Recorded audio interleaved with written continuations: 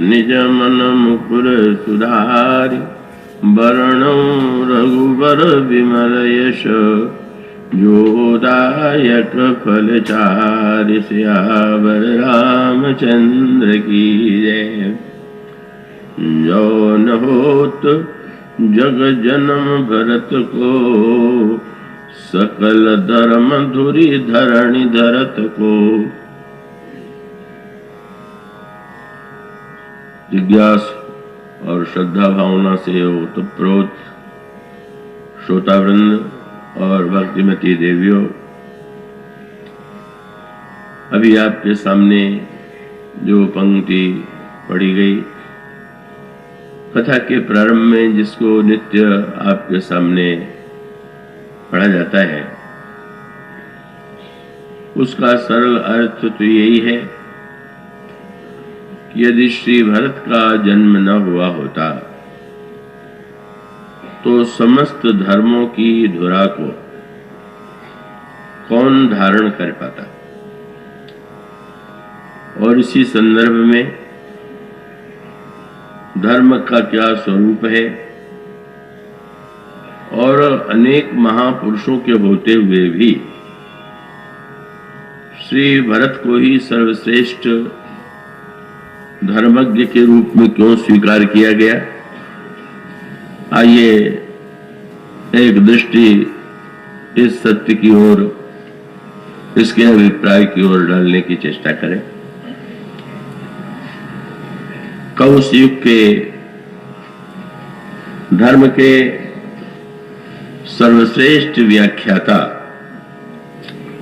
गुरु वशिष्ठ माने जाते थे। साक्षात पितामह ब्रह्मा के पुत्र, वेदों के महान ज्ञाता, त्याग और वैराग्य के घनीभूत स्वरूप वशिष्ठ से बढ़कर के धर्म का व्याख्याता कौन हो सकता था।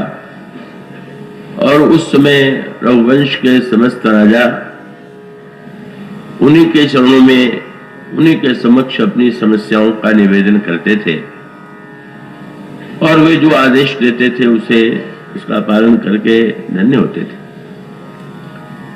किंतु एक ऐसा विलक्षण अवसर आया जब गुरु वशिष्ठ की व्याख्या में और श्री भरत के द्वारा की गई धर्म की व्याख्या में बड़ा अंतर दिखाई पड़ा। प्रारंभ में गुरु वशिष्ठ ने सरलता से श्री भरत के वाक्यों को स्वीकार नहीं कर लिया, किंतु जब वे चित्रकूट में श्री भरत के साथ गए और वहां उन्होंने स्वयं साक्षात भगवान राम के मुख से भरत की प्रशंसा सुनी और वो अनोखी पद्धति में प्रशंसा की गई, तो उसे सुनकर के गुरु वशिष्ठ आश्चर्यचकित रह गए। गोस्वामी जी ने एक चित्र प्रस्तुत किया है और ये बात आप सबको ज्ञात है कि अयोध्या का सारा समाज तो श्री भरत के साथ इसी उद्देश्य को लेकर गया था कि हम चित्रकूट से प्रभु को अयोध्या लौटा कर ले आएंगे।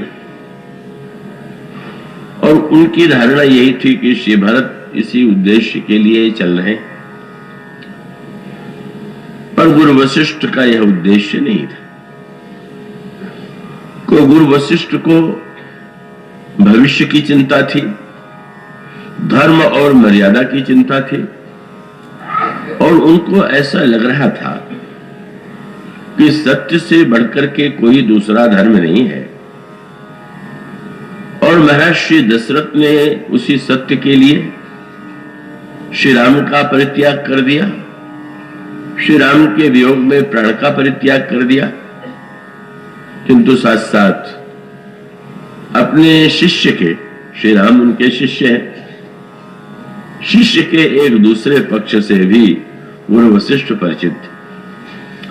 वे यह तो जानते थे कि श्री राम महान, वो तो रामो विग्रहवान धर्म, ये कहा गया कि राम तो साक्षात मूर्तिमान धर्म ही, और उसके साथ साथ मर्यादा का उनसे बढ़कर के पालक विश्व में कोई हुआ ही नहीं।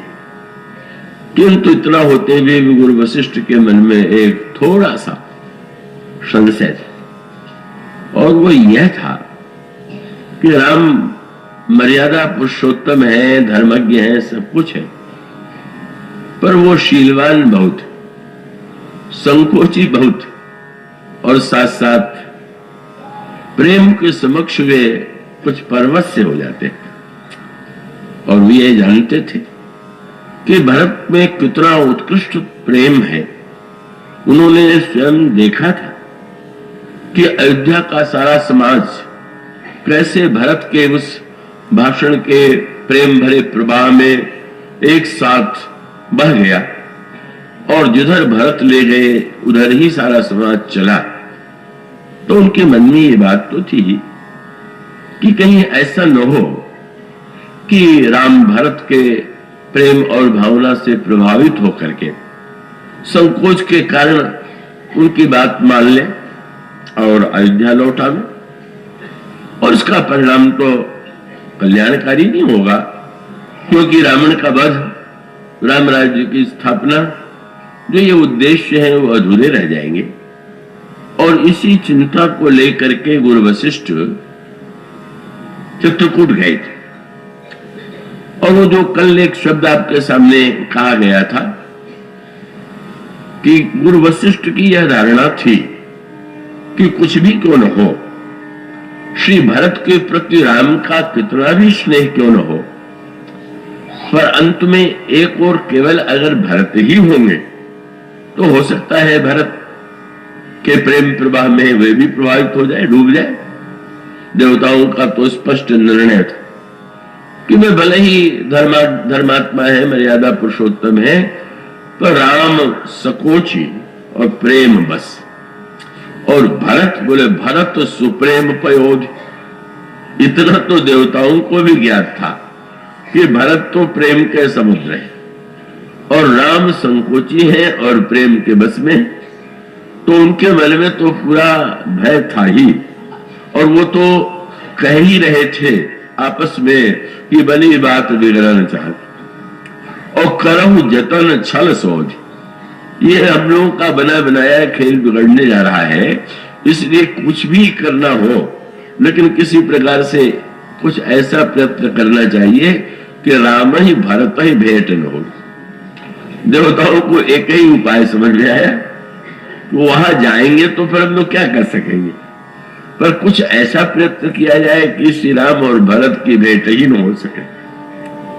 और उस समय वो उन्होंने सरस्वती का स्मरण किया और सरस्वती से जब ये कहा कि आपने बड़ी कृपा करके देवताओं का कार्य पूरा करने के लिए, लोक कल्याण के लिए मंथरा और कैकेयी की बुद्धि को बदल दिया, तो अब कृपा करके भरत की भी बुद्धि बदल दीजिए और भरत यहीं से लौट जाए और न मिलन हो सके तो कितना अच्छा।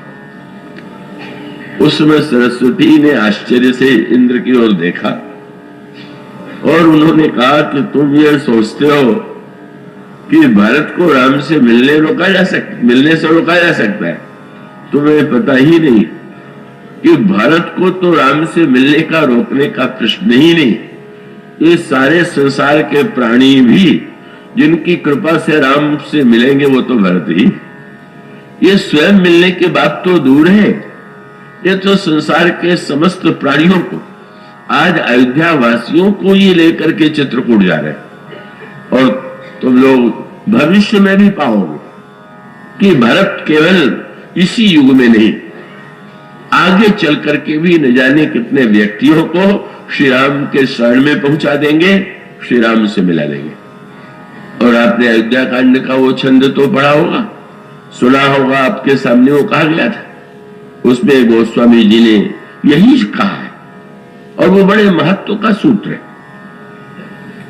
उन्होंने ये कहा जब श्री भरत की इतनी प्रशंसा की कि श्री राम, श्री सीता, श्री लक्ष्मण से भी उन्हें श्रेष्ठ बता दिया, हर तरह से उनकी इतनी स्तुति की तो पूछने वाले ने पूछ ही दिया होगा कि अब श्री भरत इतने महान हैं, इसके प्रति आपका इतना आग्रह क्यों है? उस समय के लिए महान में रहे होंगे, पर इस युग में आपका तो श्री भरत से कोई परिचय नहीं। आप उनकी प्रशंसा किस दृष्टि से करते? और तब आप उस छंद की पंक्तियों को पढ़ें जिससे गोस्वामी जी ये कहते हैं कि श्री भरत का जन्म न हुआ होता तो संसार के समस्त आदर्श के जो उत्कृष्टतम पक्ष है का वो कभी व्यक्त न होते। उन्होंने कहा प्रेम की परिपूर्णता क्या है वह भी संसार न जान पाता अगर भरत का जन्म न हुआ होता। मुनियों के द्वारा भी जो व्रत असाध्य है उन्हें भी कोई साकार करके न दिखला पाता, और वो अपने चरित्र के द्वारा लोगों के अंतर्मन के दुख दंभ और दरिद्रता को दूर कर सकने वाला पात्र भी कोई दूसरा नहीं था। पर साथ साथ उन्होंने कहा कि ये सब हानि तो लोगों की विश्व की थी, पर मेरे लिए तो सर्वनाश था।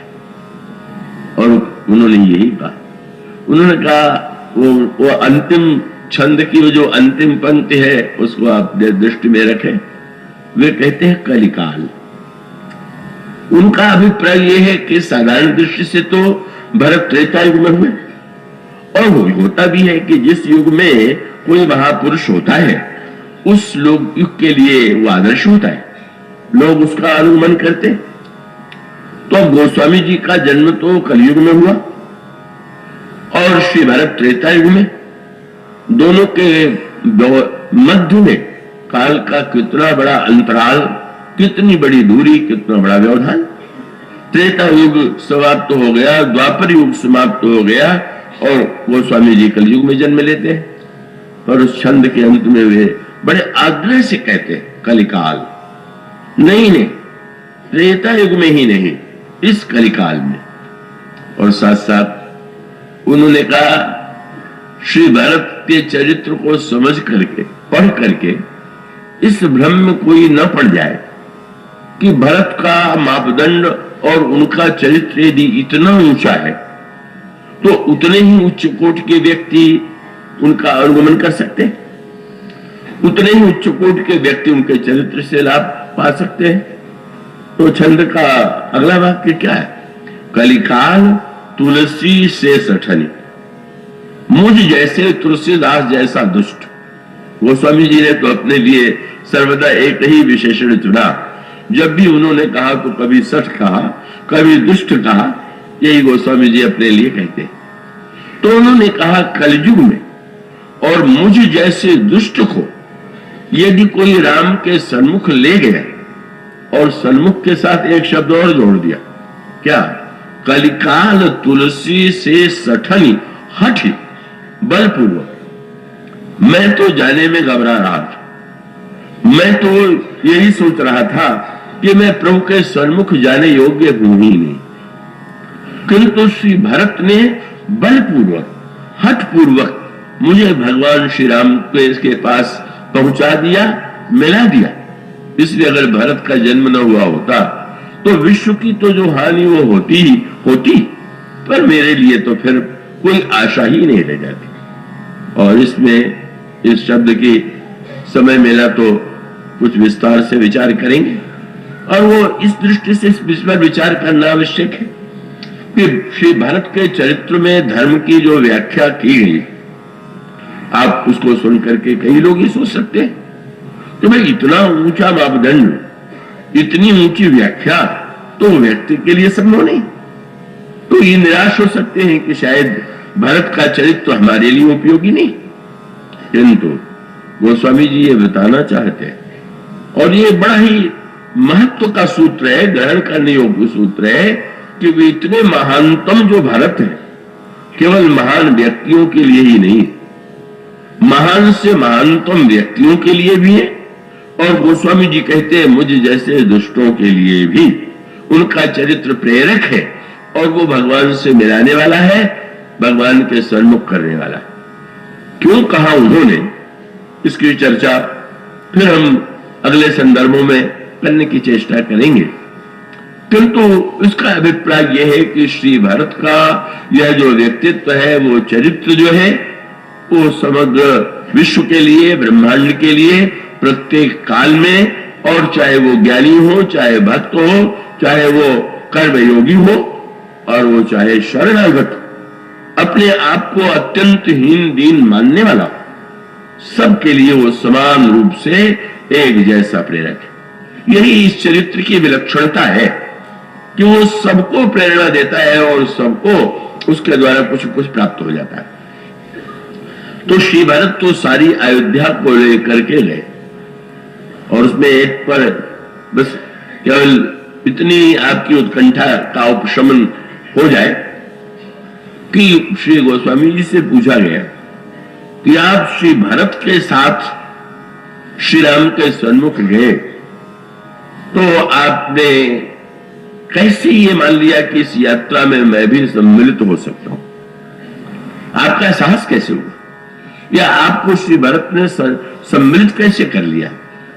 तो वो सभी जी ने यही कहा कि श्री भरत, गुण वशिष्ठ, शत्रुघ्न और वो अयोध्या के महानतम व्यक्ति तो थे ही, पर जब मैंने ये देखा कि चित्रकूट जाते हुए श्री भरत कैकेयी को अवश्य ले गए, तो मुझे विश्वास हो गया कि अगर ये जा सकती है तो मैं भी जा सकता हूं। उसका अभिप्राय है कि श्री राम को सबसे अधिक कष्ट जिनके कारण मिला, और एक स्वर से अगर रामचरितमानस में किसी की निंदा है तो कैकेयी। आजकल तो वक्ता लोग बड़ी प्रशंसा भी उनकी करते हैं, पर वो समस्या है कि इस युग में इतने प्रशंसक है, पर उस युग में तो का एक ही प्रशंसक था, यद्यपि वो प्रशंसक साधारण तो नहीं था। वो प्रशंसक अपने आप में तो अद्वितीय है, और वो प्रशंसक श्री राम है। वो प्रशंसक तो अवश्य है कैकेयी जी, पर वो सारे आप रामचरितमानस में किसी एक पात्र को भी नहीं ढूंढ पाएंगे जो भरत कैकेयी का घोर विरोधी और कठोरतम निंदक न रहा।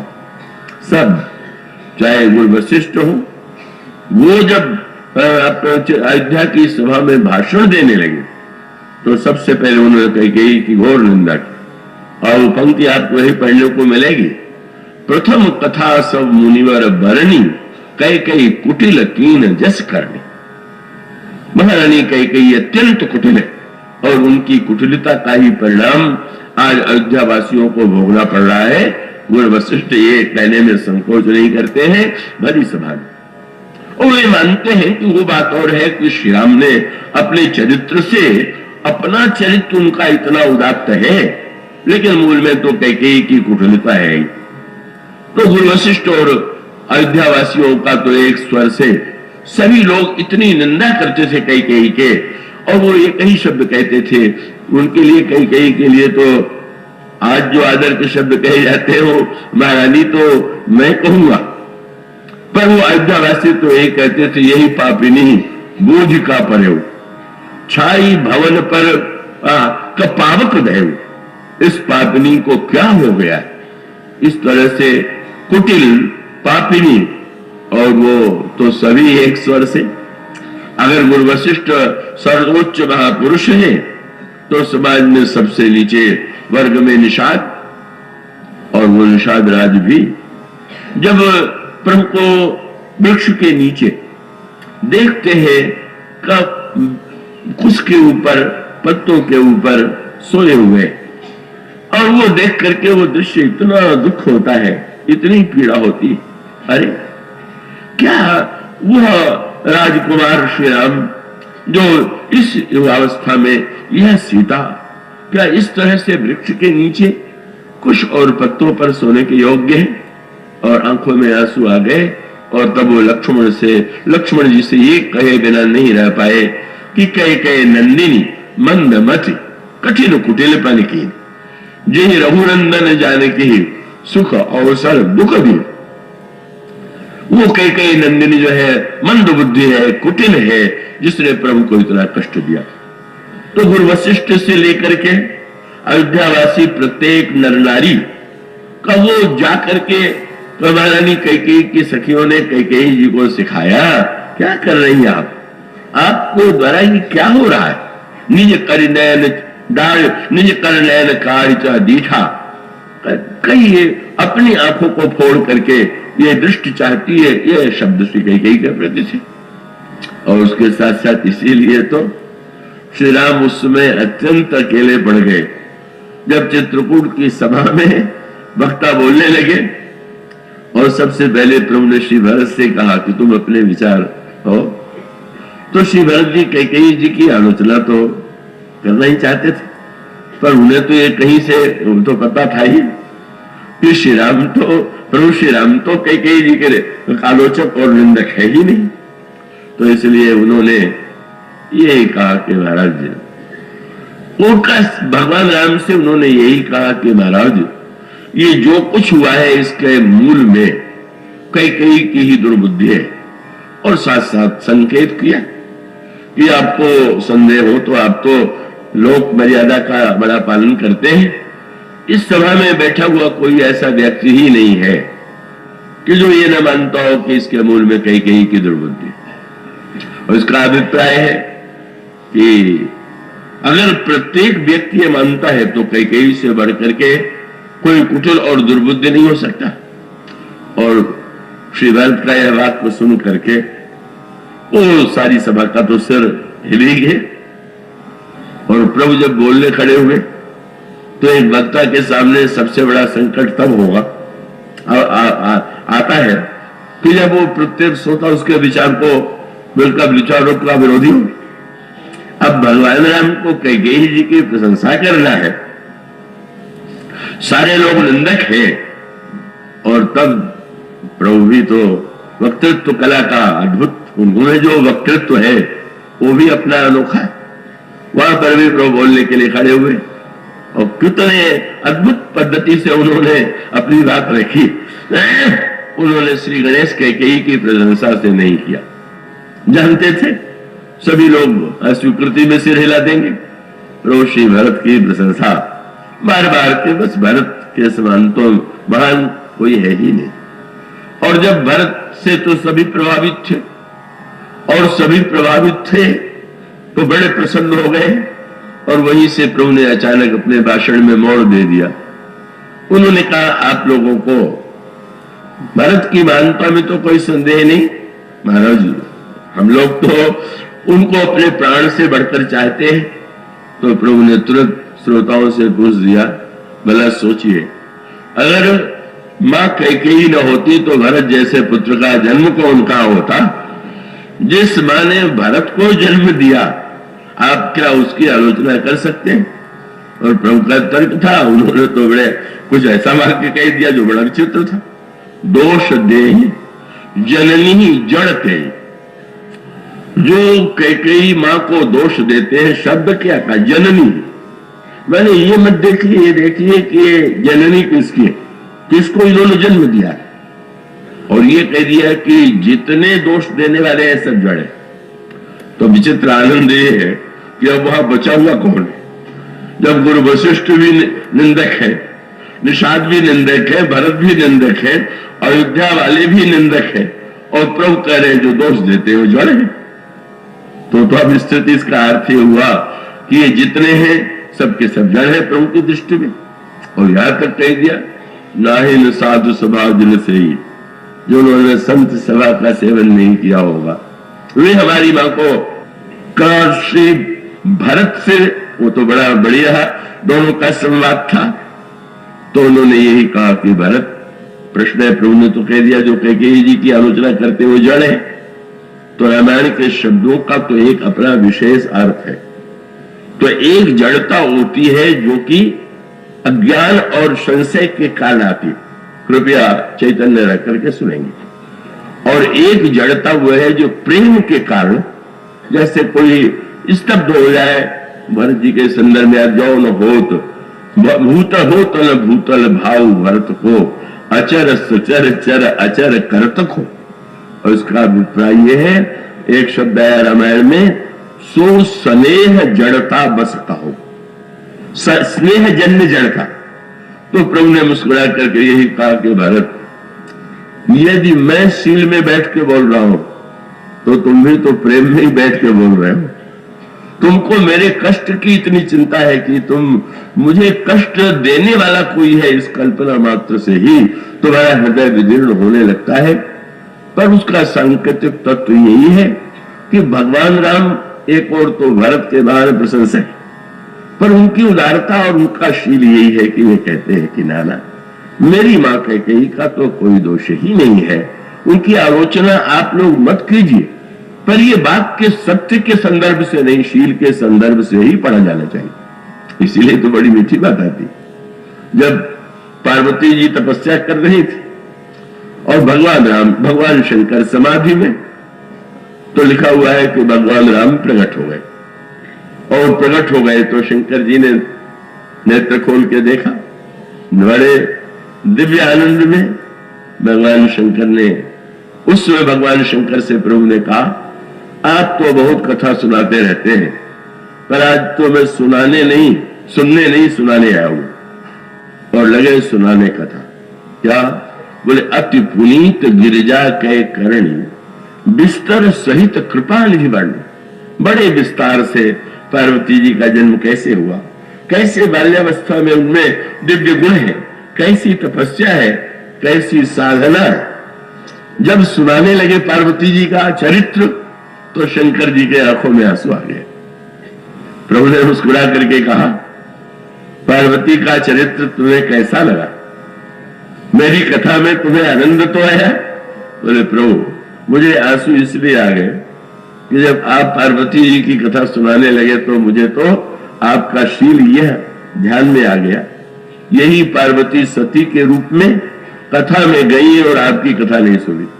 पर जिन्होंने आपकी कथा का अपमान किया, आप उनकी कथा स्वयं सुना सकते हैं। आपको छोड़ के इतना शीलवान कौन हो सकता? धन्य है आप। और इससे भी मीठी बात है कि भगवान गए और शंकर जी ने सप्तर्षियों को जाकर बुलाया और कहा, पार्वती पह जाई तुम प्रेम परीक्षा ले, जाकर के पार्वती के प्रेम की परीक्षा लो। सप्तर्षियों ने पूछा, महाराज अभी कौन थे? प्रभु आए हुए थे। उन्होंने क्या सुनाया? पार्वती जी का चरित्र सुनाया। तो आप सुनने के बाद हमें परीक्षा लेने के लिए भेज रहे हैं? उनके कहने के बाद भी परीक्षा लेना है, बाकी क्या? शंकर जी ने मुस्कुरा करके कहा, हमारे प्रभु जो है उनकी विलक्षणता, उनके दिए गए प्रमाण पत्र को मैं प्रमाण पत्र नहीं मानता। वो इतनी सरलता से प्रमाण पत्र बांटते रहते हैं, इतने उदार हैं, कब किसको क्या कह देंगे, कितना वो तो दोष देख नहीं पाते। इसलिए परीक्षा तो आप लोग लीजिए, मैं उनको प्रणाम करता हूं, मैं तो उनके शील को देख के गदगद हो जाता हूं। पर इसका अभिप्राय है, शंकर जी मानते हैं प्रभु में सब है, पर वो पारखी नहीं। ये तो भक्तों ने बार बार रामायण में भी दोहराया, और गोस्वामी जी तो इसी बात के लिए कहते ही है कि इसीलिए तो मैं आपकी शरण में आया कि आप अच्छे पारखी नहीं। बल्कि गोस्वामी जी ने एक बड़ी कवित्व बड़ी कल्पना किया कि किसी ने कहा, महाराज अगर आप अच्छे और बुरे में भेद नहीं करेंगे तो समाज में तो लोग यही समझ लेंगे कि कोई बात नहीं है। वैसे तो मीठा दोहा आपने सुना ही होगा, वो गोस्वामी जी के नाम से ही दोहा प्रचलित है कि भाई यहां तो क्या कहा जाए, खींचे पैर मुक्ति दई, रावण से खींच गए तो मुक्ति दे दिया, और रीझे दीन ही लंक, विभीषण पर रिझ गए तो लंका दे दिया।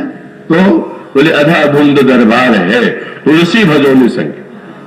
अब जब दोनों को ही मिलना ही मिलना है तो कोई दरबार में भेद ही नहीं।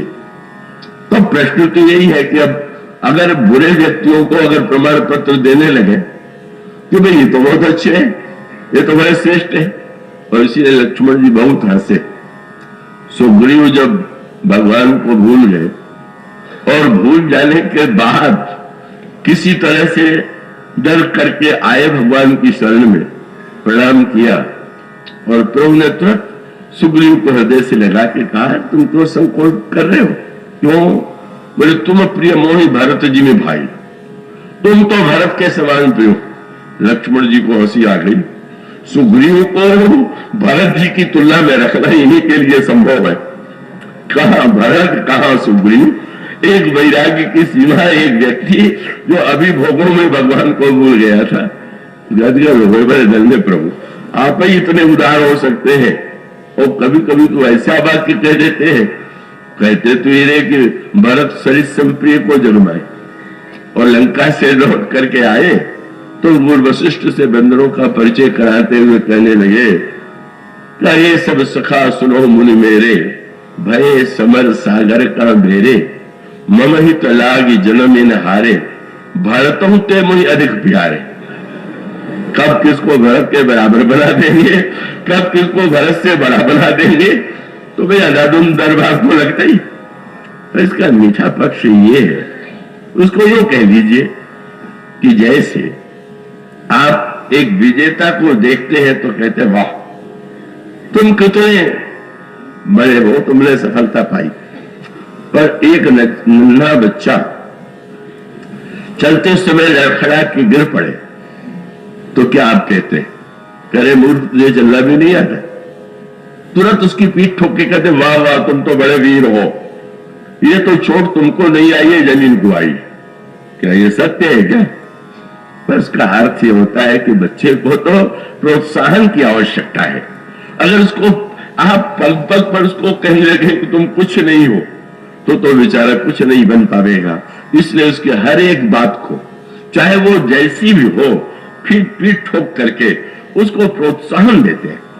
तो प्रभु की शैली क्या है, जब वो भरत से बढ़कर के तो रामायण में कोई नहीं, पर जब सुग्रीव के लिए कह दे कि तुम भरत के समान प्रिय हो, बंदरों के लिए कह दे कि तुम तो ये तो सुग्रीव से भरत से भी बड़े प्यारे हैं, और उसके आनंद पर आप जरा ध्यान तो दीजिए।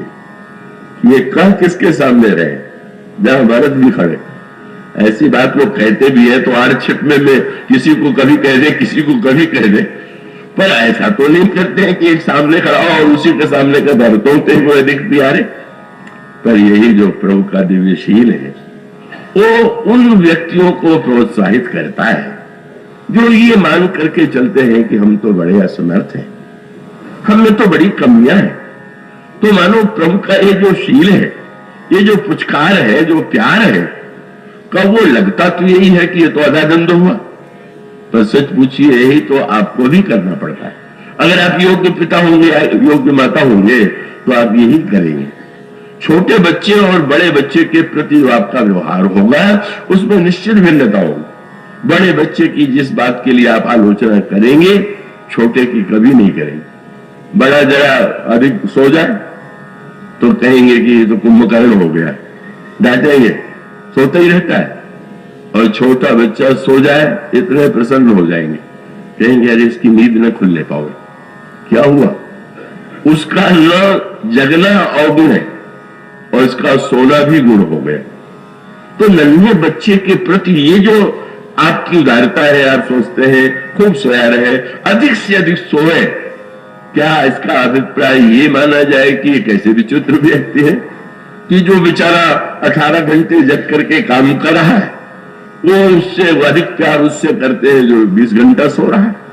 तो वस्तुतः प्रभु का जो शील है वो बड़ा ही अद्भुत अनोखा है। और इससे प्रेरित होकर के गोस्वामी जी जब अपने को कहते हैं तो उसका अभिप्राय यह है कि मुझे ऐसा व्यक्ति इस बात से प्रसन्न होकर नहीं जा सकता कि प्रभु बड़े न्यायपरायण है, प्रभु बड़े न्यायाधीश है, प्रभु बड़े कठोर न्यायदर्शी। हम तो ये सुन के जाते हैं कि उनको तो खोटे खरक ही परख ही नहीं। पर गोस्वामी जी ने और मीठी काव्यमयी कल्पना की। किसी ने एक दिन भगवान से कहा कि प्रभु जब आप खरों के साथ साथ खोटों को भी ले लेंगे तो इससे क्या समाज में खोटापन नहीं बढ़ेगा? तो प्रभु ने मीठा तर्क ये किया कि हाँ भाई, खोटा सिक्का इसलिए बुरा होता है कि प्रत्येक व्यक्ति एक दूसरे को ठगने की चेष्टा करता है। ये खोटे सिक्के का मनोविज्ञान यही, धोखे में किसी ने आपको खोटा सिक्का दे दिया तो बहुत कम लोग होंगे जो खोटे सिक्कों को फेंक दें। वो यही सोचते हैं कि अब हमें किसी ने दे दिया तो चलो हम भी चलावें इसको, हम दूसरे के सिर पर मरे, तो खोटा सिक्का चलता जाता है। तो भगवान ने मुस्कुरा करके कहा कि अच्छा ये खोटा सिक्का है, तो एक काम करें, अब आ गया है तो इसको हम बाजार में चलने ही नहीं देंगे। चलने ही नहीं चलेगा समाज में तब ना भ्रम फैलेगा। तो नहीं चलाइएगा तो करिएगा क्या? मैंने पत्रिका में गोस्वामी जी ने कहा, कैसे वो पामर पातकी जही लई नाम की ओट। भगवान ने तुरंत उस खोटे सिक्के को क्या किया? बोले गांठी बांधी राम सो परखे न फेरी खरखो। लो भाई, इसको हम पीताम्बर के कोने में कस के बांध लेते हैं, न बाहर जाएगा और न व्यवस्था फैलेगी। मुस्कुरा करके भक्तों ने कही और अच्छा रहा, बेचारे अच्छे सिक्के को तो बाजार में जाना है और ये सिक्का इनके बगल में पीताम्बर के छोर में ही बना रहेगा। मानो भक्तों ने यही कहा। वो तो जो दृश्य भक्तों ने देखा, धनुष देखा, बाण देखा, एक भक्त को तो यही लगा, बोले प्रभु जब धनुष और बाण देखते हैं तो हमारे हृदय में तो बड़ा उत्साह हो जाता है। डर नहीं लगता? नहीं। क्यों? बोले धनुष बाण प्रभु कर निरख, दीर ही हो तो उछाल, टेढ़े सूदे। धनुष बिल्कुल टेढ़ा, बाण बिल्कुल सीधे, पर आपने दोनों को ले लिया तो अब समझ में आ गया कि टेढ़े सूदे सबन को है हरि हाथ निभा। चाहे टेढ़ा हो चाहे सीधा हो, आपके हाथ में दोनों का उपयोग है। एक दिन किसी को आश्चर्य हुआ, बाण को भेज दिया। बाण को तो भेजते ही रहते हैं, पर धनुष को तो कभी कहीं भेजते नहीं। किसी ने पूछ दिया ये कौन सी बात हुई? टेढ़े को भेजते नहीं और सीधे को दयाली कहा दूर दूर भेज देते हैं। प्रभु ने हंस करके कहा, सीधा जाएगा तो लौट आवेगा, क्योंकि प्रभु का बाण जाता है तो लौट आता है, पर डर लगता है टेढ़ा गया लौट के ना आया तो अच्छा यही है कि इसको अपने आप से अलग ही न करें। ये जो भक्तों ने इसको उल्टे अर्थ में न लीजिएगा, इसका अभिप्राय केवल इतना है कि प्रभु मानो प्रत्येक व्यक्ति को ये आश्वस्त करना चाहते हैं, तुम आओ तो मेरे पास। जब प्रभु ये कहते हैं तो उसका अभिप्राय मानो यह होता है कि अगर कोई व्यक्ति यह सुन ले कि हम तो वहां जाने योग्य है ही नहीं, फिर वो कहां जाएगा? तब तो उसको लगेगा कि हमको तो बुरे स्थान को छोड़ करके कोई स्थान है ही नहीं। पर जब ये प्रभु का शील, जब गोस्वामी जी कहते हैं, मेरे पत्रिका में तो यही कहते हैं, सरल स्वभाव शील रघुपति को सो बल मन ही दिखाऊं। मैं तो जब आपकी सभा में जाता हूं तो आपके शील का बल लेकर के ही जाता हूं। आप कितने शील में और क्या क्या बातें भक्त कैसे कैसे कहने लगते हैं।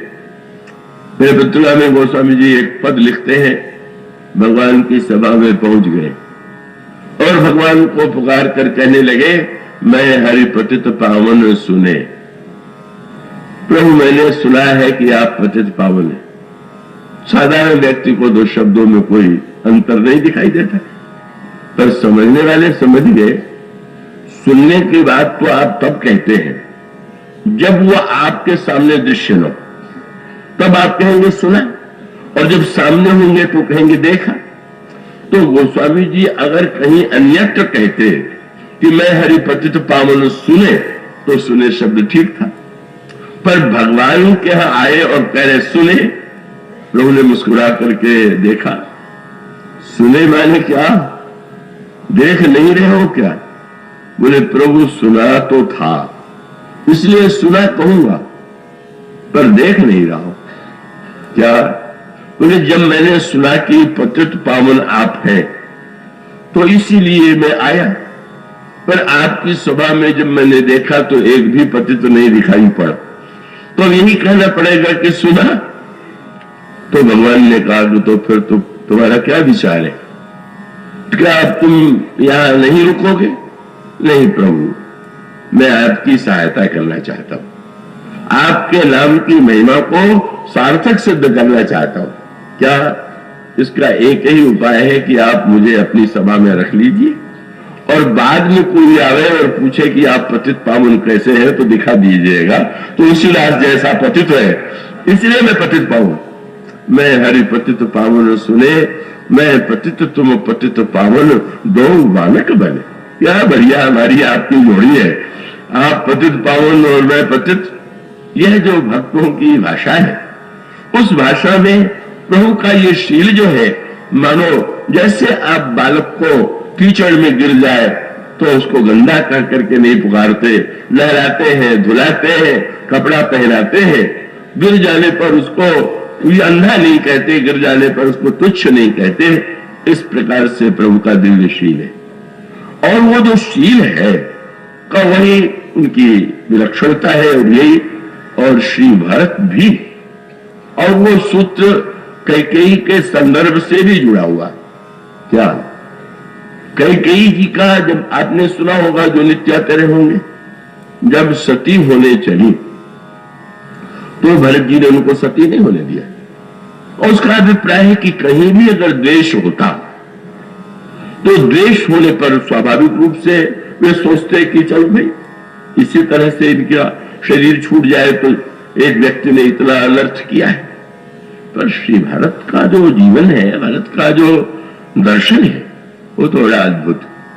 और वो अद्भुत ये है कि वो चाहे जितने उच्च कोटि के चरित्र वाले, और वो उनका मापदंड चाहे जितना कठिन, लेकिन वो बड़े महत्व के सूत्र है।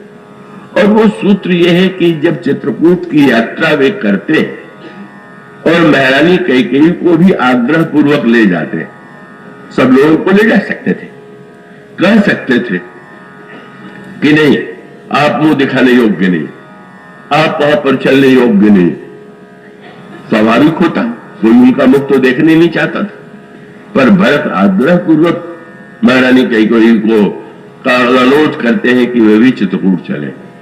और जब कैकेयी जी चित्रकूट पहुंची और श्री राम से उनका मिलन हुआ, और वो जो मिलन था वो स्वामी जी ने कहा भगवान श्री राम सबसे पहले का उन्होंने कौशल्या अम्बा, सुमित्रा अम्बा के स्थान पर जब कैकेयी को जाकर के उनके हृदय से लग गए और उनको प्रणाम किया, तो प्रभु से किसी ने पूछा कि आप तो मर्यादा पुरुषोत्तम माने जाते हैं, तो मर्यादा की रक्षा के लिए ही सही मां कौशल्या सबसे बड़ी है। आप उनसे मिलते और बाद में कैकेयी जी से मिलते तो मर्यादा के अनुकूल होता। आप जैसा मर्यादा पुरुषोत्तम ऐसा कैसे कर बैठा?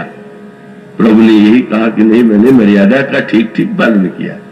क्या बोले? क्षत्रियों में अवस्था से कोई बड़ा नहीं होता, राजा ही सबसे बड़ा होता है। और मां कैकेयी राजमाता है, क्योंकि भरत अयोध्या के राजा है, इसलिए राजमाता से मैं पहले मिलूंगा, अन्य माताओं को बाद में प्रणाम करूंगा। और इतने नहीं, हृदय से लग करके जब प्रणाम किया कैकेयी को, और वो समय लिखा पग परिकीन प्रबोध बहोरी, मां को चरणों में गही पद जब प्रथम राम भेटी कैकेयी, सरल सुहाय भगति मति में।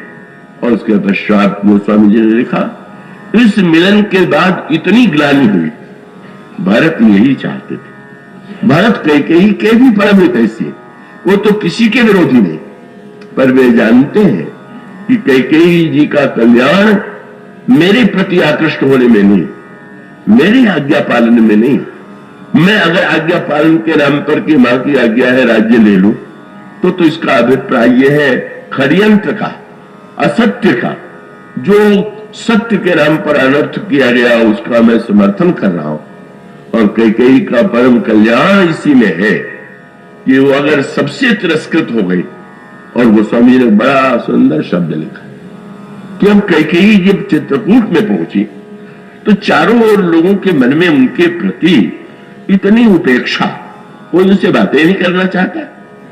लिखा हुआ है कि इतनी ग्लानि हुई कैकेयी जी के हृदय में कि अमन जमन जांच तो कैकेयी, पृथ्वी से उन्होंने कहा पृथ्वी तुम फट जाओ, मैं नहीं मुख दिखाने योग्य हूं, तुम फट जाओ। पर पृथ्वी ने नहीं फटना स्वीकार नहीं किया।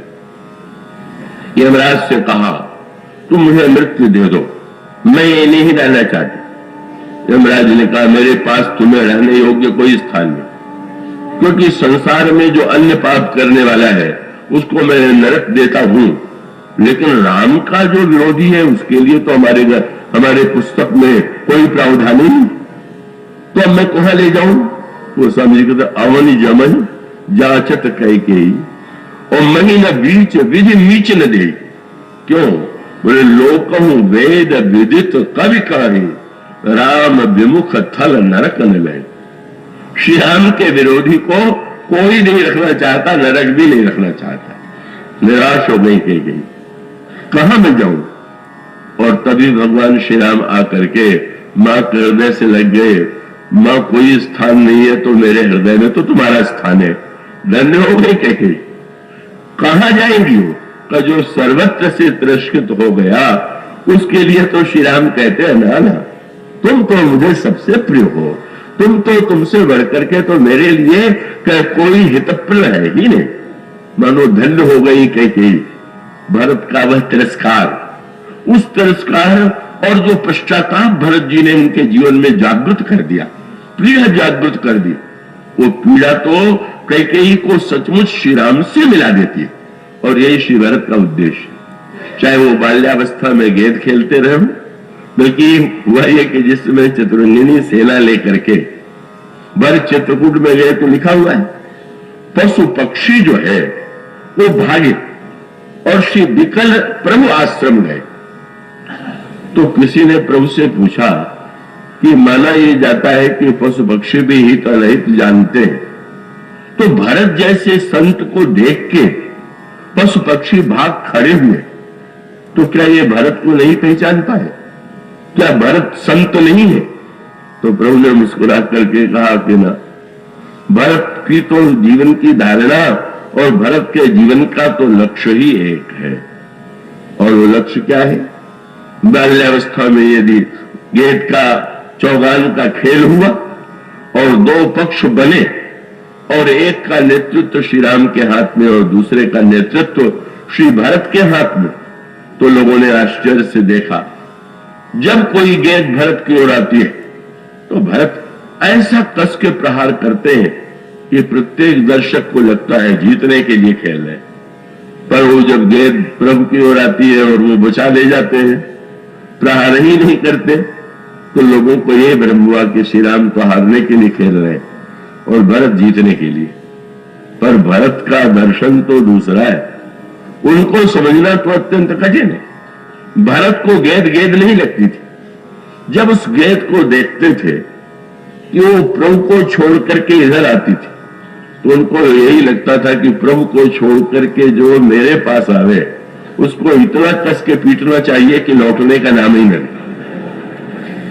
और जब वो गेंद आती है तो प्रभु कहते हैं कि मैं भरत जैसे संत ने जिसे भेजा है उसे तो स्वीकार करना ही होगा। तो भक्त और भगवान का खेल रह गया, चौगान का नहीं। और कैकेयी पर भी जब प्रहार करते हैं तो उद्देश्य वही है, जब चारों ओर से तिरस्कृत हो जाएंगी, अपमानित हो जाएंगी, मेरे द्वारा भी हो जाएंगी, तो अंत में तो प्रभु के पास ही जाएंगे। वही उद्देश्य उनका। और जब पशु पक्षी विकल प्रभु आश्रम गए तो प्रभु ने एक कहा, वो पुराने कार्य भरत अब भी कर रहा, जिसको देखो मेरी ओर ही भेजा, सबको बस एक ही कार्य है, मेरे पास मत। विकल प्रभु आश्रम गए, यह है भरत के चरित्र का विलक्षण पक्ष। और इसीलिए गुरु वशिष्ठ ने जब सोचा, चिंतातुर, इतना प्रभाव भरत का, इतनी प्रशंसा, कल क्या होगा? कल सभा में भरत क्या कहेंगे? और भरत सभा में कहेंगे तो मुझे भी तो ज्ञात हो जाए किस तर्क के आधार पर वो श्री राम से लौटने के लिए कहेंगे। और तब गुरु जी ने अपने गुरुत्व का लाभ लिया। एकांत में भरत से मिले, भरत तुम राम को लौटाने के लिए आए हो, ठीक है, तुम्हारी भावना बड़ी सुंदर है, पर तुम तो जानते हो कि सत्य संग प्रभु सुरहितकारी, खल दल दलन देव हितकारी। श्री राम सत्य संग है, देवताओं का कार्य पूरा करने वाले हैं, तो तुम जानते हो ना। तो तुम जानते हो तो मैं ये जानना चाहता हूं कि तुम उनसे लौटने के लिए कैसे कहोगे। पर गुरु जी उस उत्तर की कल्पना भी नहीं कर सकते थे जो उस भरत ने दिया। इन प्रश्नों को सुनते ही भरत जी ने गुरुदेव के चरणों को पकड़ लिया। गुरुदेव, मैं यह समझता तो था कि मैं अभागा हूं, पर इतने अभागे होने की कल्पना आज तक नहीं थी। क्या? बोले, आज पूछा भरत जी से, कौन सा उपाय तुम्हारे पास है राम को लौटाने का? उन्होंने कहा, महाराज, आज तक मैं यही सुनता आया हूं कि मेरे पूर्वजों के सामने जब कोई समस्या आई तो उन्होंने आपसे उपाय पूछा। पहला अभागा ये सूर्यवंशी है जिससे आप उपाय पूछ रहे हैं। पूछिए मोहि उपाय अब, सो सब मोरा भाग। यही तो मेरा दुर्भाग्य है। और कहा, महाराज, मैंने तो एक क्षण के लिए चिंता भी नहीं किया कि मैं सोचूं कि कैसे लौटाऊंगा। मैं तो यही सोच कर रहा था, गुरुदेव साथ में आए हुए, उपाय वही सोचते हैं, वही सोचेंगे, क्रियान्वित करेंगे। मैं तो आपके भरोसे आ चला आया हूं। और तब गोस्वामी जी ने कहा, आज एक परिवर्तन गुरु जी में हुआ। क्या? बोले, सुन स्नेह में यह विश्वास। इतनी निर्भिमान था गुरु वशिष्ठ, कहीं भी तर्क में उनके समक्ष कुछ नहीं सिद्ध हुए। श्री राम की